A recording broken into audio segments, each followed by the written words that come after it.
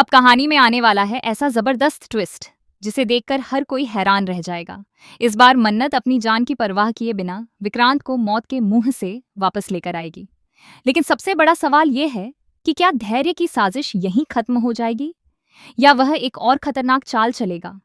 किसी तरह मन्नत पानी के टैंक से विक्रांत को बाहर निकाल लेती है और दोनों वहीं छिप जाते हैं।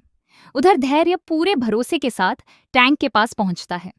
उसे लगता है कि इस बार विक्रांत का बचना नामुमकिन है, लेकिन जैसे ही वह टैंक खोलता है उसके पैरों तले जमीन खिसक जाती है। टैंक पानी से लबालब भरा होता है, मगर विक्रांत वहां नहीं होता। यही पल धैर्य की सबसे बड़ी घबराहट की शुरुआत बन जाता है। घबराहट में धैर्य एक के बाद एक गलतियां करने लगता है, जबकि दूसरी तरफ मन्नत पहले से ही उसकी हर चाल को समझ चुकी होती है। वह जानबूझकर धैर्य से कहती है, प्लीज मेरे विक्रांत को ढूंढकर ले आओ। धैर्य मासूम बनने की एक्टिंग करता है और वहां से निकल जाता है, लेकिन उसे क्या पता कि मन्नत उसकी हर हरकत पर नजर रखे हुए है। धैर्य सोचता है कि शायद मन्नत टेरेस पर छिपी हो सकती है। वह तुरंत वहां पहुंचता है। तभी मल्ला उसका रास्ता रोक लेती है और गुस्से में सवाल करती है, सच बताओ विक्रांत कहाँ है?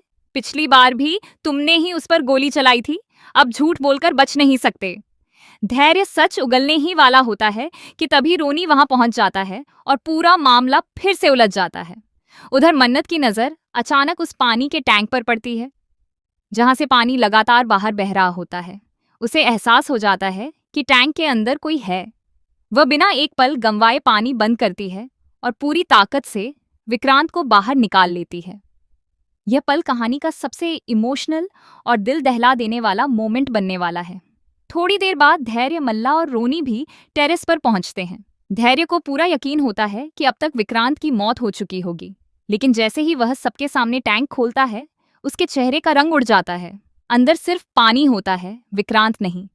अब धैर्य बुरी तरह बौखला जाता है और चिल्लाने लगता है, विक्रांत आखिर गया कहाँ? उसे कौन ले गया? इधर मन्नत विक्रांत को सुरक्षित कमरे में ले जाकर बिस्तर पर लिटाती है। डॉक्टर तुरंत उसका इलाज शुरू करते हैं और कुछ ही देर बाद विक्रांत को होश आ जाता है। होश में आते ही वह ऐसा सच बताता है जिसे सुनकर मन्नत के होश उड़ जाते हैं। वह धैर्य की पूरी साजिश का पर्दाफाश कर देता है। बस यहीं से कहानी पूरी तरह पलट जाती है।